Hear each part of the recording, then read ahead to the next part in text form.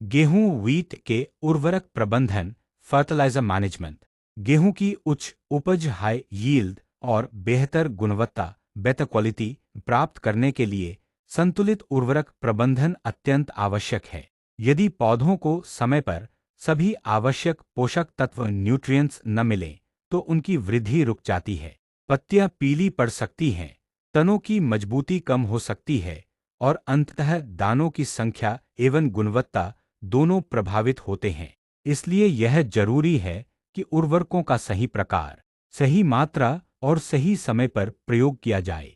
NPK की सिफारिश recommended NPK dose. गेहूं की अधिक उपज और अच्छी गुणवत्ता प्राप्त करने के लिए पौधों को मुख्य 3 रासायनिक पोषक तत्व नाइट्रोजन, फास्फोरस और पोटाश उचित मात्रा में देना जरूरी है। इनकी सही मात्रा मिट्टी की स्थिति, किस्म की विशेषताओं और उत्पादन लक्ष्य पर निर्भर करती है। भारत में सामान्य उपज देने वाली गेहूं की किस्मों के लिए मृदा परीक्षण के आधार पर निम्न औसत मात्रा प्रभावी मानी जाती है। नाइट्रोजन N 120 किलोग्राम प्रति हेक्टर, फास्फोरस P2O5 60 किलोग्राम प्रति हेक्टर, पोटाश के 2O 40 किलोग्राम प्रति हेक्टर। इनकी भूमिका और महत्व। 1. नाइट्रोजन पौधों के हरे रंग क्लोरोफिल को बनाए रखने में मदद करता है, जिससे प्रकाश संश्लेषण फोटोसिंथेसिस बेहतर होता है। पत्तियों और तनों की वृद्धि तेज करता है। दाने भरने ग्रेन फिलिंग की प्रक्रिया को सुधारता है, जिससे दानों का आकार और वजन बढ़ता है। नाइट्रोजन कमी होने पर पत्तियां पीली पड़ जाती हैं, पौधे की वृद्धि रुक जाती है और उपज में गिरावट आती है। 2. फास्फोरस जड़ प्रणाली को मजबूत करता है, जिससे पौधे अधिक पानी और पोषक तत्व अवशोषित कर पाते हैं। फसल की प्रारंभिक वृद्धि और कल्ले बनने की प्रक्रिया में महत्वपूर्ण भूमिका निभाता है। ऊर्जा स्थानांतरण एनर्जी ट्रांसफर में सहायक होता है, जिससे फूल और दाने अच्छे बनते हैं।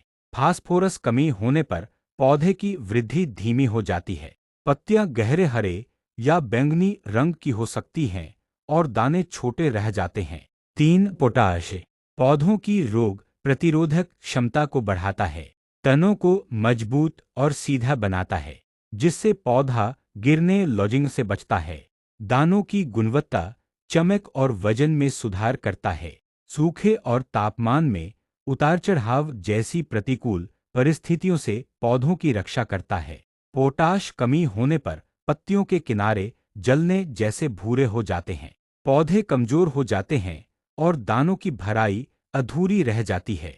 महत्वपूर्ण बात यह 120 60-40 किलोग्राम प्रति हेक्टर एनपीके की मात्रा औसतन उपजाऊ मिट्टी के लिए है।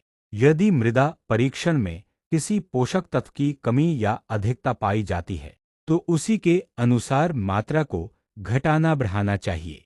अत्यधिक उर्वरक डालने से पौधों को नुकसान, उत्पादन लागत में वृद्धि और मिट्टी की उर्वरता में गिरावट आ सकती है।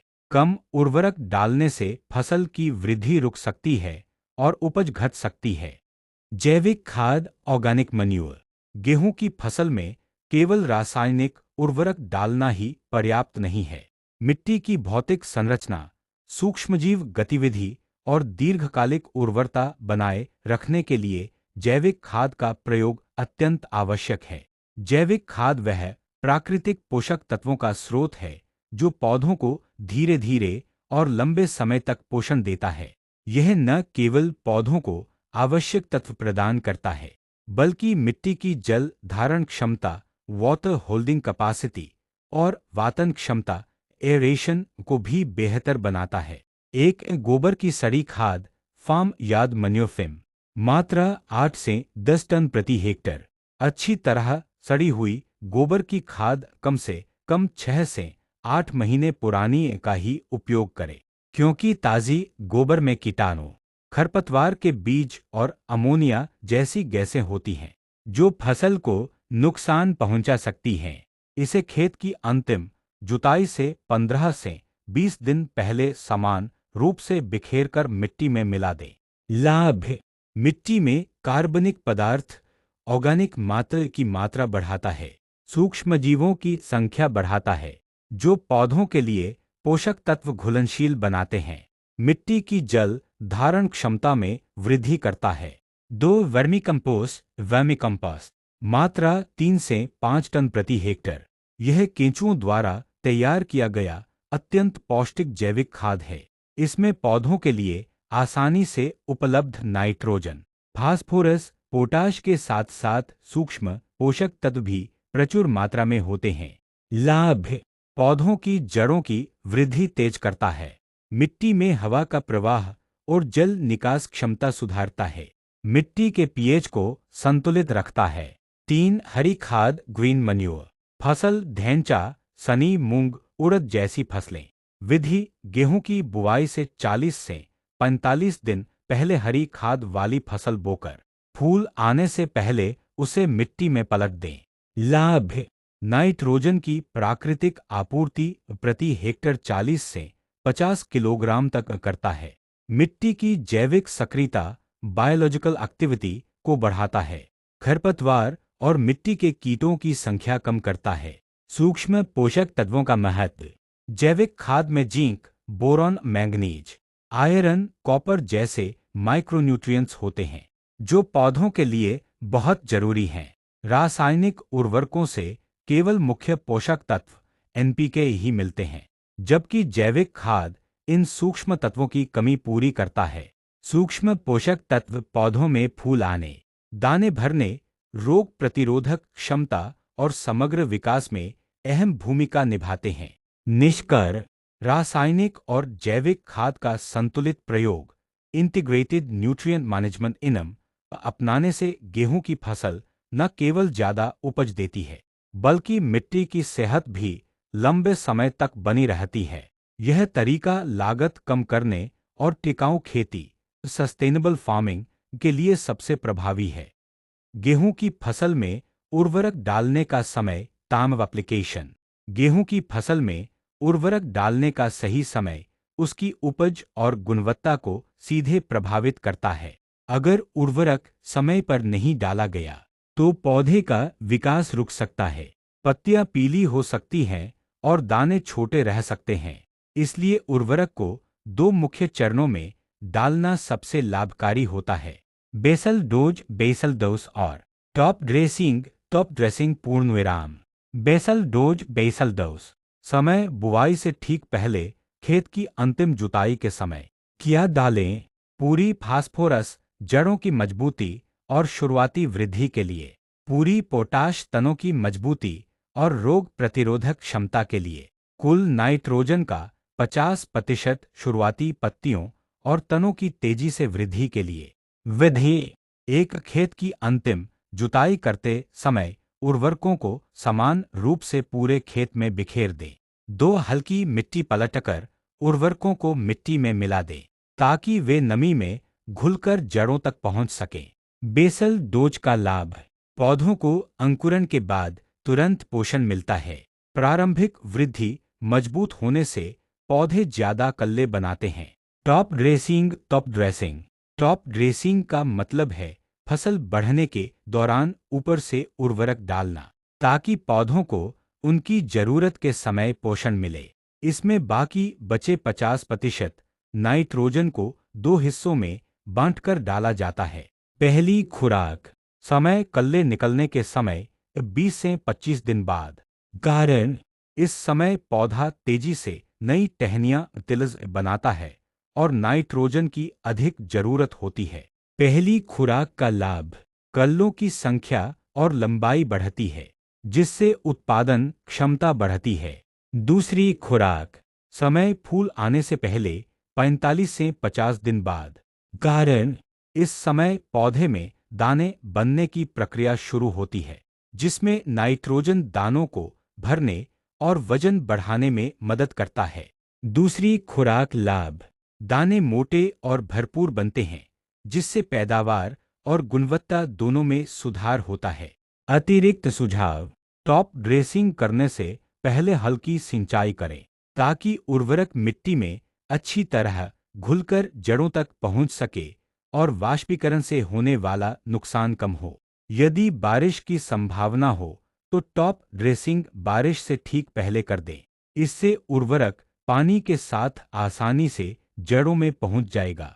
उर्वरक डालते समय पौधों की पत्तियों पर सीधे अधिक मात्रा न गिराएं, क्योंकि इससे पत्तियां जल सकती हैं। निष्कर्ष, उर्वरक डालने का समय सही रखने से पौधों को हर विकास चरण में आवश्यक पोषण मिलता है, जिससे कल्ले अधिक बनते हैं, दाने अच्छे भरते हैं और कुल पैदावार बढ़ती है।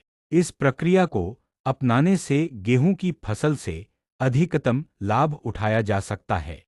गेहूं के लिए मृदा परीक्षण, सॉइल टेस्टिंग, विस्तृत और विवरणात्मक जानकारी। गेहूं की खेती में उर्वरक प्रबंधन को प्रभावी और वैज्ञानिक तरीके से करने का सबसे भरोसेमंद तरीका है मृदा परीक्षण। यह एक प्रयोगशाला आधारित प्रक्रिया है जिसमें खेत की मिट्टी के नमूने का रासायनिक एवं भौतिक विश्लेषण किया जाता है।